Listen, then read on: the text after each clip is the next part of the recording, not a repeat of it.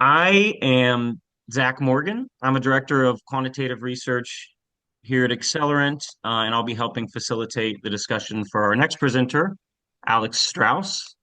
Alex is a senior consumer insights specialist at Roku, where he's been for the past 5 years. His presentation that we'll hear is titled UX Research versus Consumer Insights, Where the Lines Blur. Very excited to learn more about how these two research areas are merging and blending with one another.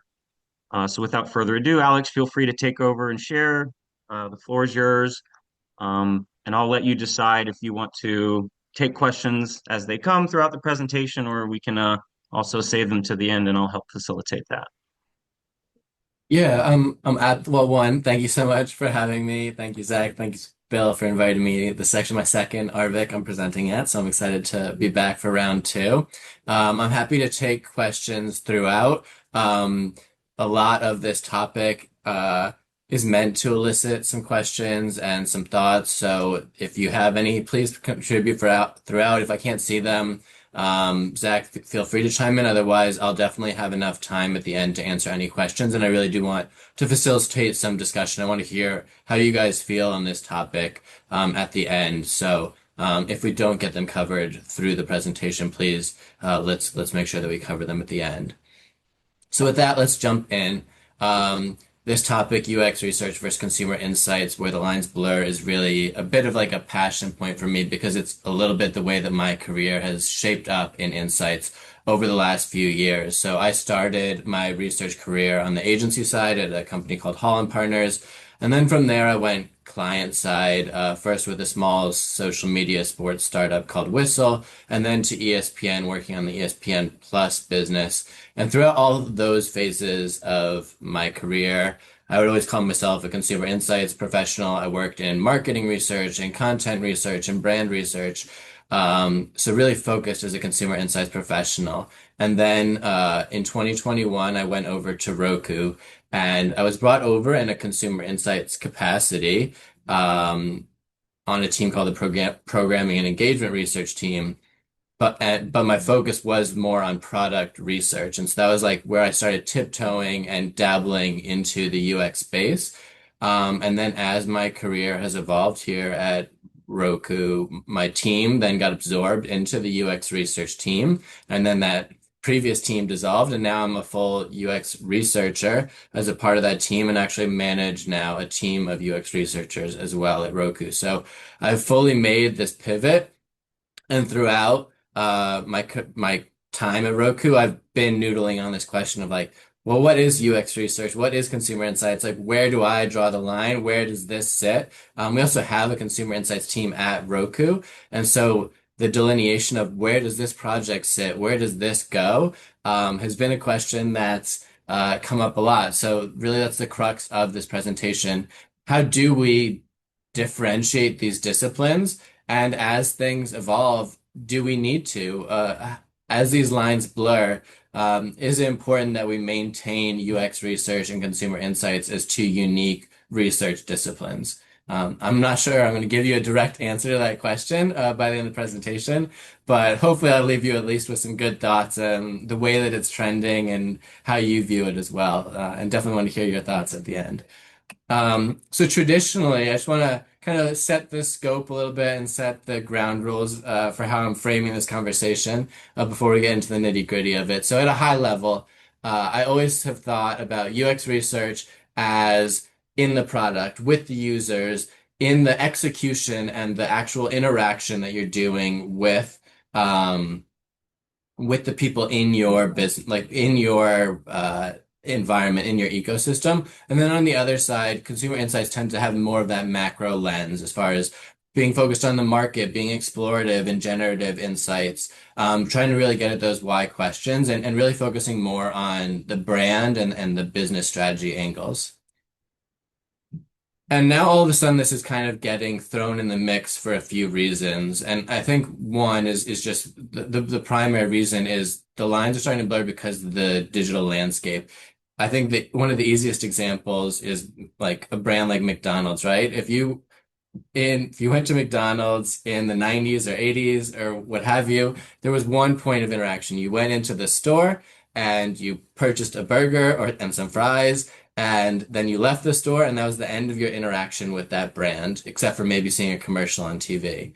Now there's a McDonald's app. You can order your food ahead of time. You can get points and benefits, and they're sending you emails with deals and specials. And so there's such a greater level of interaction between the brand and the consumer now. And McDonald's is one of a million examples where this level of interaction has increased over the last, decade or two. And then there's a lot of brands that are just endemic that are just completely D2C, like Roku, that every single day you are interacting with your Roku. So every single day you're having a brand interaction and a product interaction.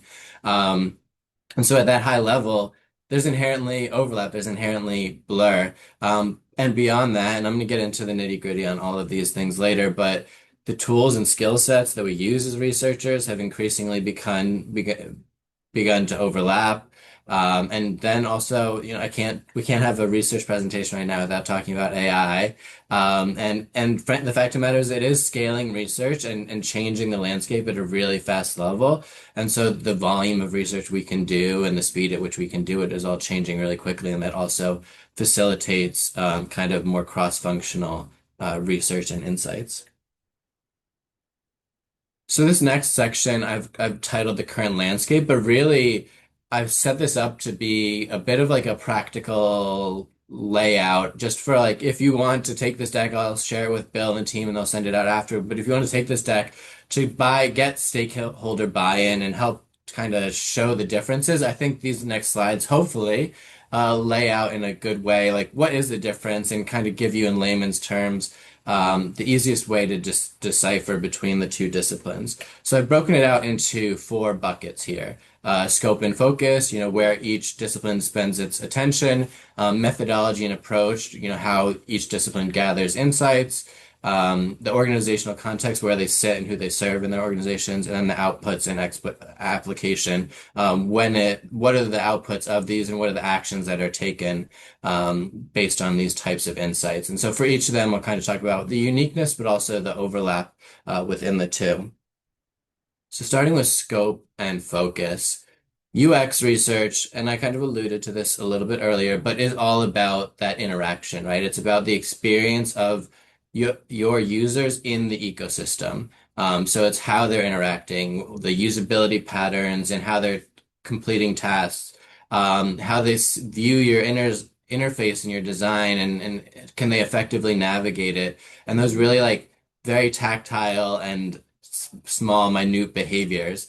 So in looking at that like narrow purview, you're going to focus on your existing customers. You're going to focus on how do we improve engagement? How do we make these things more repeatable, more habit forming, things like that.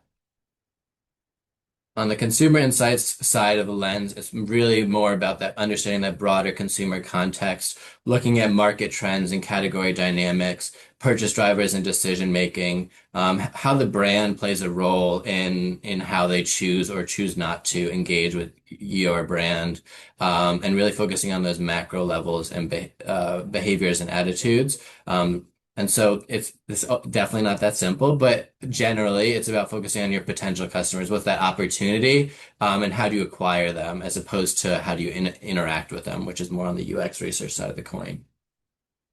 And so they are unique angles, but in the middle of that, there is a foundational aspect of this that, at the end of the day, you're just trying to understand who your consumer is and how they act and why they feel that way. When I describe to a stakeholder the facets of UX research, right? It's the foundational research up front in the product development cycle to define what we create. Then it's the evaluative research to understand is this product that we're developing working with the consumer? And then at the end is the measurement phase of like, did this work and do people like it and how do we iterate? And the middle is a little bit unique to UX, but those two endpoints very much overlap, and that's that blur, is that foundational understanding. We need to understand who these users are and what or potential users are and what they're doing. And then on the back end, how do we make sure that we understand how they feel about it so we can transact on that? And both those things all layer up to making strategic decisions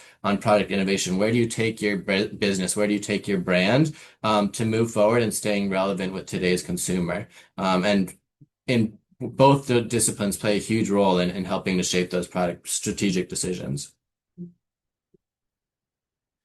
From a methodological standpoint, there's tremendous overlap. In fact, there's very few research methodologies at this point that can't be applied to both UX research and consumer insights. So, one, this is not meant to be an exhaustive list of every methodology here. And there's definitely blur in this as well, as far as like you might disagree or think like, well, but for any of these on here, and if you are thinking that, then you're agreeing with my entire point of this presentation. But I'll just kind of disambiguate a little bit the differences here. And please, if you disagree, please put it in the chat. I would love to hear like where you think I've erred in these kind of breakouts. So from a tracking perspective, my entire time at Roku, I've run our Roku channel product tracker, but it's much more focused on how do people interact with streaming services. And I ask other brands and I ask other streaming services, how do you interact with those streaming services? And how does the experience vary on those? But it is very different from a brand tracker on the consumer inside side. I don't ask things about like, do you love the brand? Is it a brand that you want to tell people about? Is it a leader in the field? Are they innovative? Like those like softer imagery metrics definitely fall more in the brand track consumer insight space, while as in the product tracking side, I'm asking about like quality of stream and is it easy to find channels and things like that. So both are tracking and both are sent periodically and things like that, but the lens that you're looking at tracking is definitely different. Segmentation is another example. For UX research, I think you're going to focus much more on user segmentation. So understanding your user base, who are the people that you have the greatest opportunity to improve engagement with, who are the people that are your core customers, and what can you do to create more of them. And then from a consumer insight standpoint, you're going to focus more on like an audience segmentation of like who's your greatest opportunity segment, who are the people that you could potentially bring in as customers. An audience segmentation for consumer insights is also going to focus a lot more on like how you feel about different brands and throughout different segments, like which brands you affiliate with more. Interviews, I think the nature of what you're going to ask in an interview can vary greatly. So in UX research, the usability test is like probably the core research methodology for UX research. So you're really going through prototypes or mock-ups or wireframes, and having users give their thoughts on like where they would want to go and how they want to engage. Whereas on the consumer insight side, it tends to be more about messaging and concept testing and understanding like, does this approach jive with how you think about research or think about the brand? Journey mapping is another one, for UX research, you're going to focus much more on like how someone navigates through your flows, how they navigate through your app to get to an intended destination. Whereas consumer insight is more about that purchase journey. When you are about to buy a TV, like where do you go? How do you research it? What's the ultimate decision driving factors? So, the output of both is going to be like how you get to the outcome but the outcomes and the flows are very, very different. A/B testing similarly, A/B testing in the UX research space, you're going to be testing different product features to see if different versions of the feature drive improved engagement. Whereas A/B testing for consumer insights, you're going to be talking more about the messaging and creative, like which message you put in market is going to be most successful in driving an increased business for you. And then ethnographies. This one is, I think, the blurriest. I had the hardest time separating these two, but for UX research, ethnographies, we might follow along as they interact with your product and when they're interacting with it. Whereas consumer insights and ethnography, you might do a shop along and follow along in the store to see how they choose what to buy. But you can definitely do in-home research for consumer insights and some shop alongs for UX research. So that one's definitely one of the blurriest areas. I did want to call out a few unique area. There are some methodologies that are unique to either these two disciplines. So I just wanted to call them out here. On the UX side, they're much more about just like understanding the does this experience jive with your expectations? That's like heuristic evaluations. Right testing is going to be like, how do you improve this quickly to make sure that it's ready to ship? And then Kano, understanding the features that matter and the features that are going to drive engagement. And then on the other side of the coin, um, you know, copy testing, content pilot testing, those things where you're really like trying to understand how a piece of content, whether that's advertising or content is going to work. And then pricing, conjoint, like really like understanding like business strategy and kind of how you want to bring a product to market. Those type of studies are sit on that side of the coin. Though I will say in my role, where I've been kind of flipping on both sides, I've run a number of conjoint studies at Roku, even in my UX research capacity. But that is where we'll get to with this conversation. But that is because I had that skill set and no one else had the skill set to do it. So I ran it because it needed to get done. Organizational context. I think this one is one of the most straightforward. There's really like pretty clear line business areas and who these roles report into that are pretty unique. So on the UX research side, you're gonna be working with your designers hand in hand. You're going to reporting and the output of your work is going to go right to those product managers and engineers. On the consumer insights side, you're working much closer with marketing and branding and merchandising, retail strategy and business development. Business strategy development probably sits the most in the middle of all of these on here, but they are, I'd say, unique, and that is one of the most discrete examples of the scope for these two. That being said, anytime I present my product tracker, there's always marketing on that call. There's always brand on that call. There's always merchandising on that call. They care about those insights. They care about how the product's working. And so that speaks to the need of like kind of like dissemination of your insights and making sure that you're not siloing things. And then the last area is outputs of the research. And I think like how these outputs look is really discrete between the two. UX research is so much more focused on like how do you get a feature to launch? Like which design should you go with? Is this going to work? Does this feature work with users? How do users navigate your flows to get to the output? Whereas on the other side, for consumer insights, it's about understanding how is the brand working and perceived? What are the opportunities out there to target? Trends and thought leadership. How are people thinking about this topic in a macro sense? What's driving purchase? What's going to improve your marketing engagement? Those are all very unique. I think to me, as far as output is concerned, and generally the goal of insights, right, is that unified driving smarter decision making. So like creating really compelling storytelling and insights that drive tactical decisions from there. And so things that come out from that are like SWOT analysis or deeper understandings of consumer needs and behaviors, and that's where that blur exists. So now that I probably told you all things that you already know, let's talk a little bit more about where it's going. So, are these two disciplines converging? I kind of laid out both sides of the coin here. So, on the side of convergence, both disciplines are ultimately just the voice of the consumer. You're just expressing how consumers feel, and you're trying to help the business by expressing those needs. As I mentioned on that methodology side, a lot of these methodologies overlap, and so the skill sets required to execute the research are very similar. You might need expertise to understand how you reframe a question or approach to solve for one side of the coin or the other. But at the end of the day, like a segmentation is going to have a factor analysis, like a journey map is going to take them through the different steps of their flow and things like that.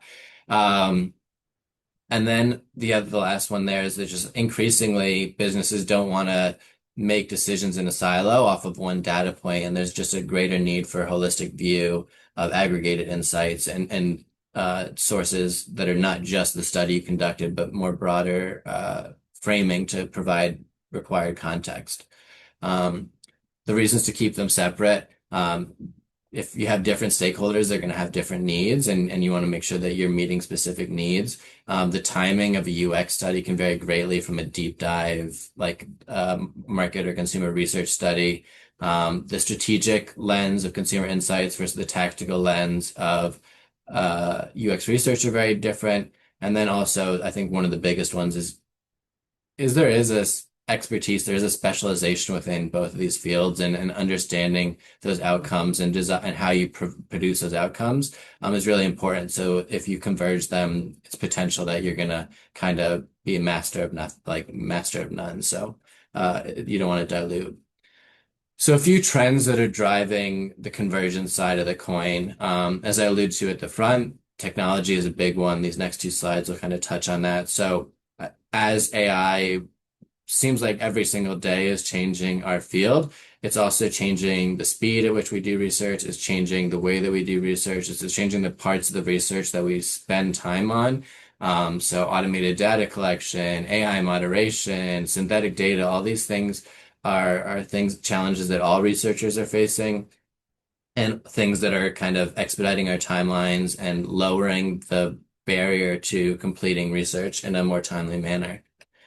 Similarly, to power these AI features, the tools that are becoming available to the researcher are also making it a lot easier for anyone to engage. So a lot of these self-service research platforms allow anyone, product managers and designers can run studies now, marketers can run studies now, and even like things that are more advanced that like someone like that would never touch in the past, a max diff, a conjoint, a lot of those in these tools are also automated now, where you don't even really need to understand the statistical background of how these work to execute these studies.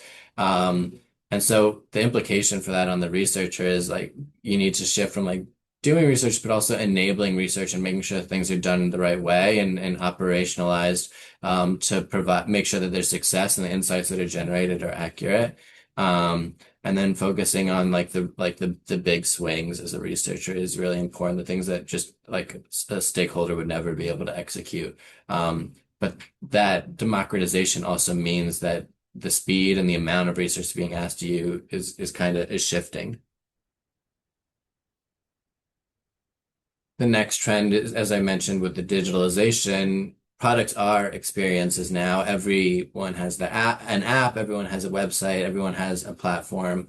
And so the products are the ones that are driving acquisition and retention. Their user experience is also how they interact and experience the brand.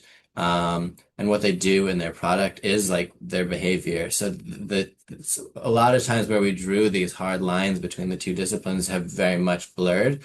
And so, product decisions have an impact on marketing, and UX research can inform a marketing strategy, whereas consumer insights can help and be required to define a product roadmap.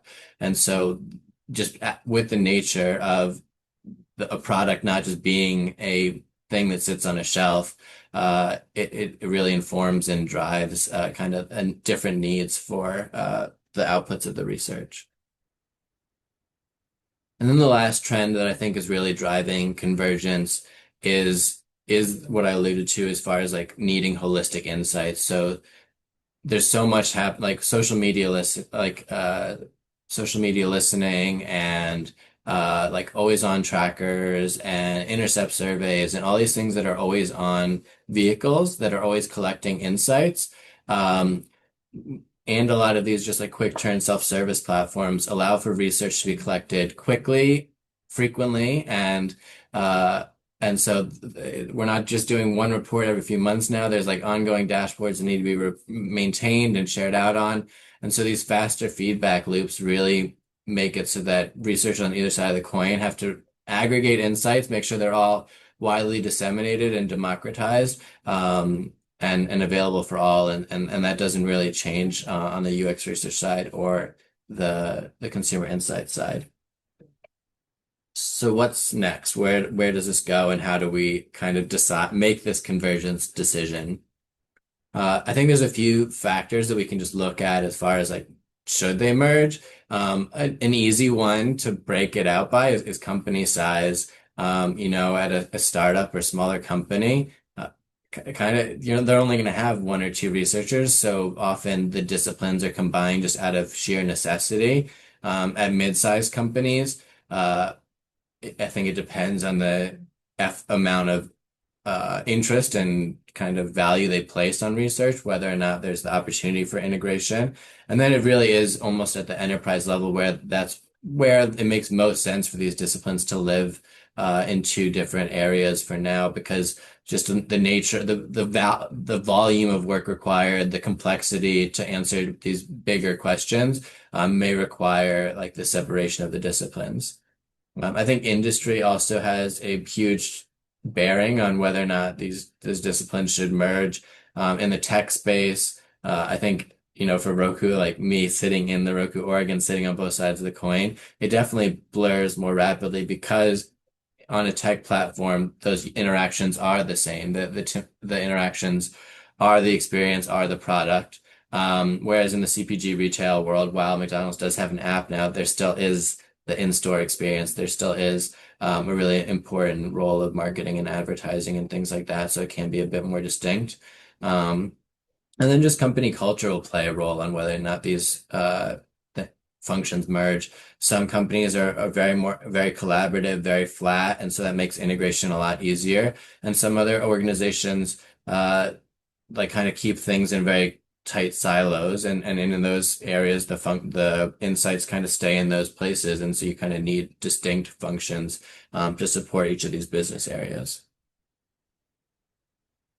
So, as far as like what happens if these functions converge, I think there's on this negative side, we'll start bad first, then talk about good. Some pitfalls of what we might lose. One is, I think a big one is diluted experience. So if you're asked to do everything, how is it possible to specialize? How is it possible to really focus on one discipline and be really excellent at doing usability studies? Or how is it like, can you really be great at running a consumer segmentation, if you're like a UX researcher by trade? So I think that really poses a risk. And then if you're covering all these areas, will you have that specialized knowledge to understand like how this specific business area works and what their goals are? Um, Often these disciplines have conflicting priorities with product. You want to move quickly, you want to make decisions. Whereas for consumer insights, you want to make sure you have the rigor and the depth to inform smart business decision making. And so, can you balance speed with depth? And where do you find the middle ground if you're covering both bases? And then also if you're focused on the nitty gritty of UX research, those tactical needs to solving for like, does this feature work the intended way? Like those can add up, those studies can add up. And then that gets in the way of potentially like taking on that bigger swing project that's going to help define strategy and move the business forward. So are you sacrificing one for the other? Another area is just stakeholder confusion. If you just are a master of everything, then do they know the right person to go for that study? If all the researchers are just everything researchers, then if they have a specific ask, do they know who to ask for that? And then just from your own personal like career growth, it can be hard to understand like, do I apply for this UX research role at another company, even though I've been in consumer insights, or I did both and now I'm not a master of either, and I want to go for this UX research role, but now my resume doesn't look as good because I haven't dedicated my time to UX research. So it can kind of make it a little bit more challenging when you're out in a really challenging job market right now. On the other side of the coin, I think there are a lot of things that benefit from having these insights brought together. Increasingly, we need to have this full picture of what's going on. And so being able to see both sides of the coin can really help you connect the dots with the insights and understand those macro trends as well as the tactical feedback and how those marry up to make smarter strategy decisions. It is efficient to have both together. Tooling can be shared, infrastructure can be shared. sometimes projects happen across two teams that actually cover similar areas, even similar questions can be asked, and that type of redundancy can be kind of gotten rid of if it's all in one team. Um, and then just as far as, it can be a unified voice in an organization. So all research and insights are coming from one place. And that gives it strength and credibility, knowing that like this is the one source of truth in the organization. And then on the other side of the coin, I think it is good to have a broad skill set and make sure that you know a lot of different things and tools to work through. It makes you more diverse. So while it may make it hard to go to that one very specific job, I think it does give you opportunity to explore a lot of different areas. So a few things that I think researchers kind of need now in this landscape to succeed is that mixed methods expertise. I think there's so much now that happens with both marrying like survey and user research with the analytics and the behavioral data. And so having that data literacy, like SQL skills and things like that to make sure that you understand how the log data marries up with consumer perceptions. Um, and then when it comes to like the unique value you can provide, storytelling and communication are so important that like why do research with us versus the stakeholder running it themselves is our ability to tell that story and work through the data and pull out the greater meaning. And then having that business acumen to be able to do that, to pull that together, to understand what this means for the business. And then also managing your stakeholders to make sure that they understand where they need to go for this research. What is the best methodology to answer these questions? And then as we move forward, I think as these things evolve and blur, there's some skills that are really important to acquire. So one, obviously, is the AI ML literacy. It feels like every single day at Roku, we're talking about how do we integrate AI into our research practices? How do we do things faster, more efficiently? How do we templatize and standardize things using AI to be able to do more with less?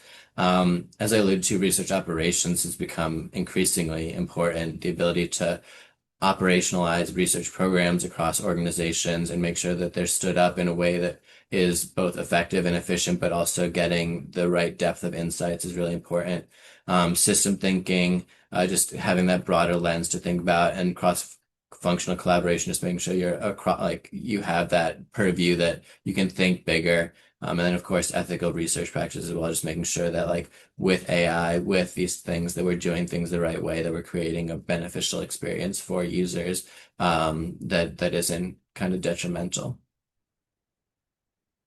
And so just on the two sides of the coin here, like just some recommendations for navigating this. I think for UX researchers, it's really important to develop a business and market acumen to really understand how marketing works, understand how brand works, and make sure you have that tight relationship with your consumer insights counterparts.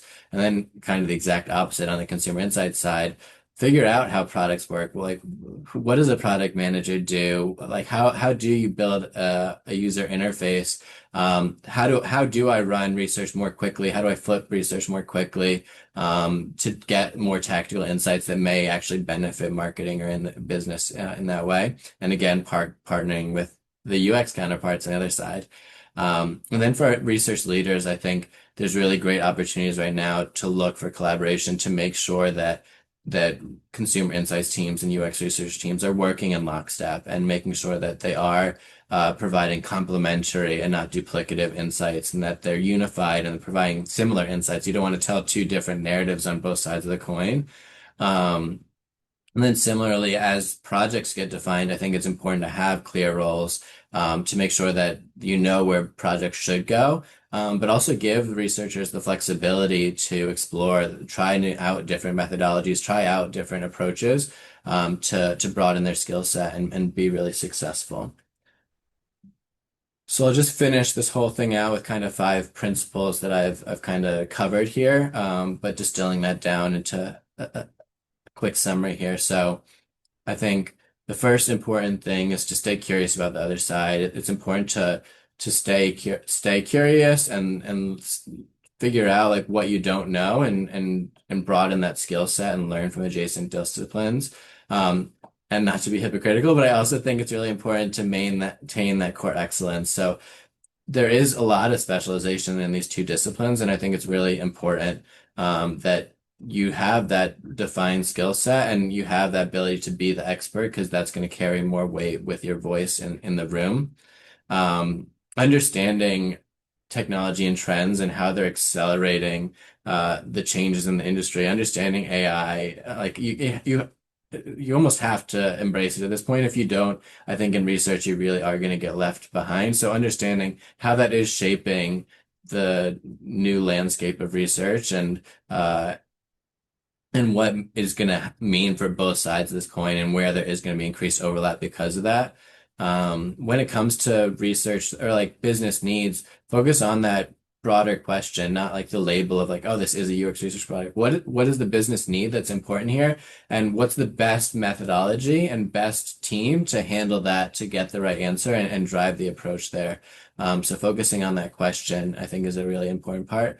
And then build bridges, not walls. So I think insights democratization is hugely important. I think the more that people like stakeholders see that like, oh, you're guarding your insights for that area of the business, I think the more they're gonna think like, why don't we combine these things? But the more that the insights are freely available and it shows that the insights are coming from a lot of different places, I think it actually shows more value of the two disciplines because it shows how much breadth and depth that we're able to cover across these two business areas.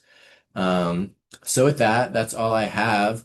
I want to open it up to kind of a little bit I know it's a little hard to discuss in chat, but I want to open it up to discussion. Like, have you guys experienced any of this kind of evolution in your own organizations? Where have you seen things work or fail as far as integration? What are you guys doing to make sure that you stay relevant in this landscape? And do you think in the next 5 years, these things are going to converge at all?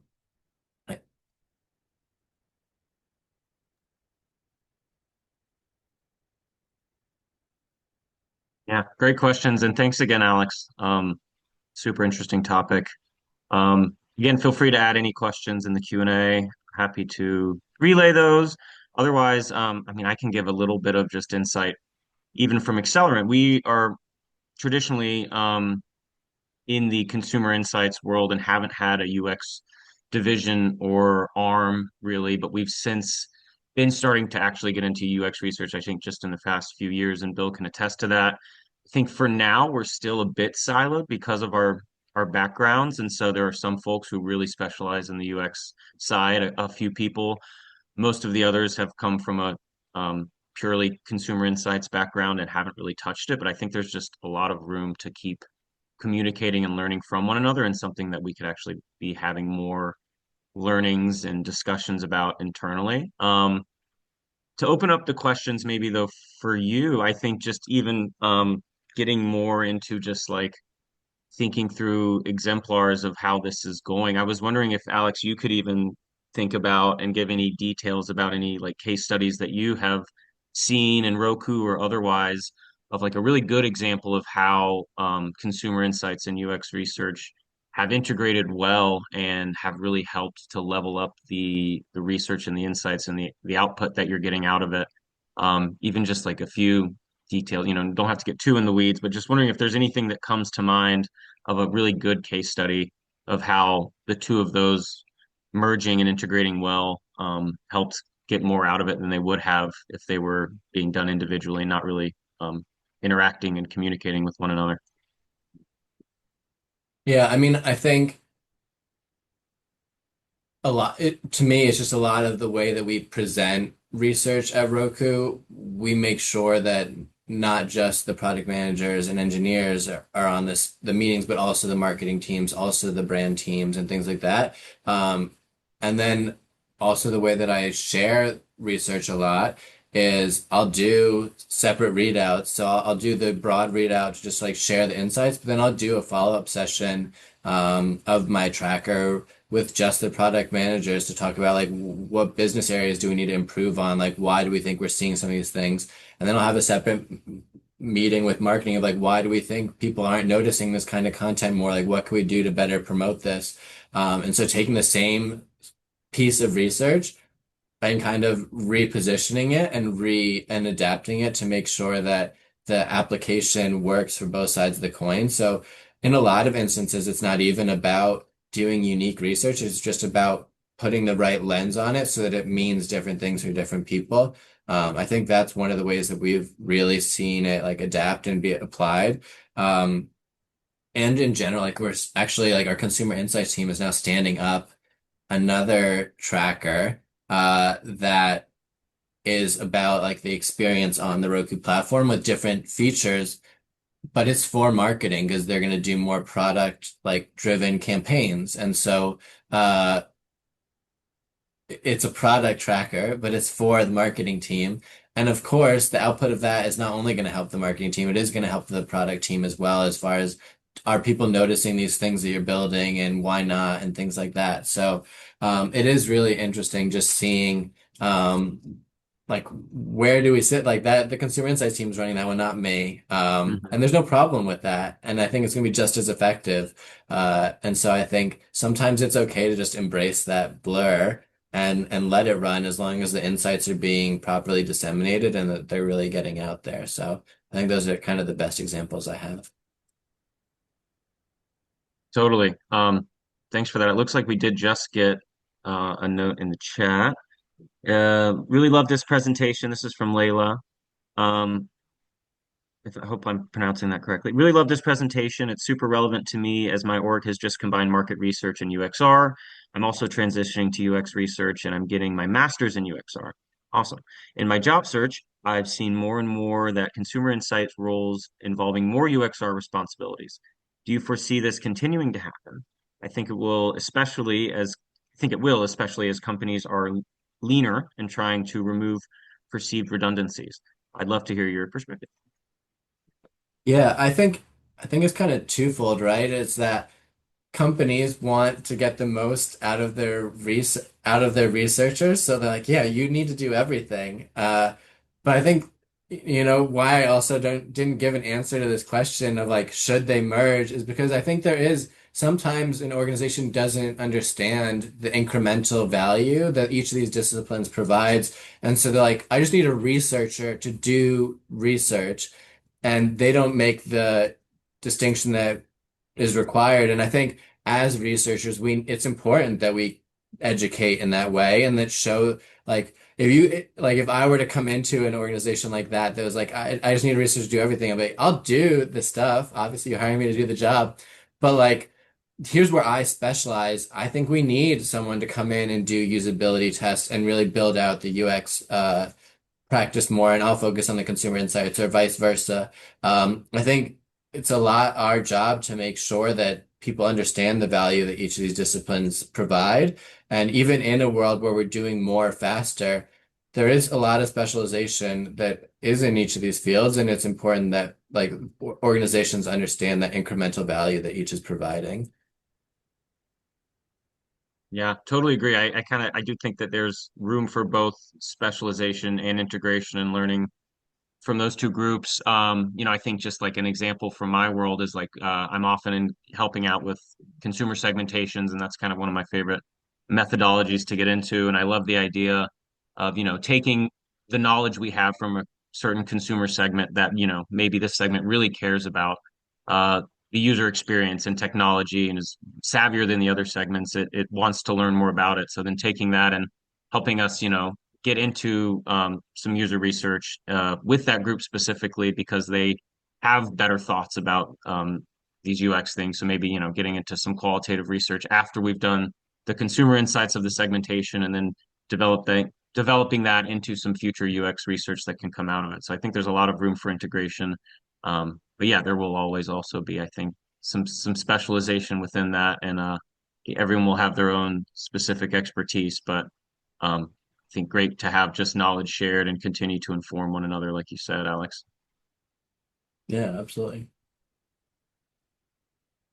All right, I don't see any more questions, Alex. If there's any of these that you have any thoughts on, or any of these other questions you want to just delve into, feel free. I'll leave it up to you.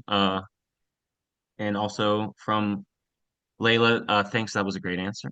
So appreciate that. And so yeah, if you want to keep going, up to you. If not, we can take another break before the next one. But yeah, some great questions still here. I think totally with you. Yeah, I'll just wrap it up by saying I do think things are changing more in like the next year than they've changed in the last 10 or 15. And so I think there may be merging out of just out of necessity and out of because we can do so much more with so much less in the next few years.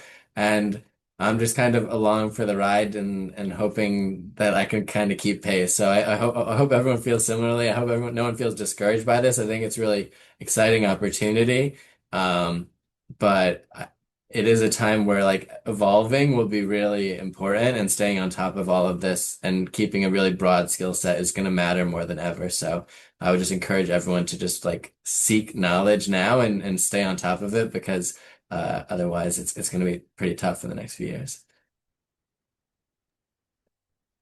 Great. Yeah, 100% agree. Thanks so much. We've got one more question from Christine. Out of curiosity, what tools in Roku is Roku using to help distill UX research? Yeah, we have it kind of depends on if we're on the qualitative side of the coin or quantitative. We actually, in our San Jose headquarters, have our own lab where we have every Roku device set up and we can load it with whatever software we want. So we do, and we have like eye tracking glasses in there. So we have a lot of capabilities in our own offices to conduct research, which is really amazing. When we were actually releasing our TVs, one of the things that we wanted to do was just make sure that it was easy for them to mount the TVs. So they actually set up drywall and 2x4s in our lab and had people come in and assemble the TV mount. And so we do a lot in our lab to understand how users are actually uh, uh, working with our operating system. But then we do a lot of online interviews. We work with like ethnography companies like D-Scout and things like that to kind of understand how people are engaging with stuff in the wild. And then we run a lot of surveys where that's kind of more of my specialization, where through Qualtrics, but we actually have a very custom research process that we are able to pull our users out of our database based on actions they've taken and then send them very tactical surveys based on like the parts of our platform that they've engaged with. So that's another way that we really like get meaningful UX research by targeting people on specific actions. So I think that's a solid summary for you. And Layla's back with one follow-up question about AI. How have you integrated AI into your workflow for UX research versus consumer research? If you have, I'd like to know, or I'd love to know how. Yeah, I mean, honestly, it's definitely a bit of the Wild West right now. We're blocking and tackling as much as we can to stay on top of this. Um, at a basic level, we're using the LLMs to code up open-end responses and help us to distill themes. Helping like we're starting to look at some vendors like Listen Labs is one that's out there that's doing some like AI moderation. So we're starting to work with companies like that. Um, and then we're also like starting to build a lot with Claude Code where I'm trying to automate for our A/B test, we run a sentiment survey program and the sentiment surveys are pretty standardized. So we're using Claude Code to automate a lot of that process so that it will like automatically generate the questionnaires and pull the list of users and then take the data file and auto generate a report. So that's stuff that's like happening right now. Like that's like still in the works. I don't even have a working version of that yet. But but really we're just trying our best as I mentioned, we're just trying our best to stay on top of it and figuring out ways that we can work quicker and more effectively. Because the technology is amazing and it's happening really fast. Yeah, definitely agree. It feels like the Wild West. It really does. Um, Yeah. and Christine just says thank you for sharing all this. Super helpful. Um, Also, love the idea of automating the surveys with Claude. We'll have to explore that further. Um, yeah, thanks everybody for the interaction and the questions. And again, Alex, yeah, appreciate you coming and speaking and presenting this. All been very interesting. I think we will be able to share out this deck that you've sent through later so that anyone can look back at it as well. Um, But yeah, if there's nothing else from anyone, I think we can close off a bit early. And if everyone can just hang out till 2 o'clock, take a little break, we'll be back with the next presentation in about 10 minutes. Thanks so much. Thank you, Alex.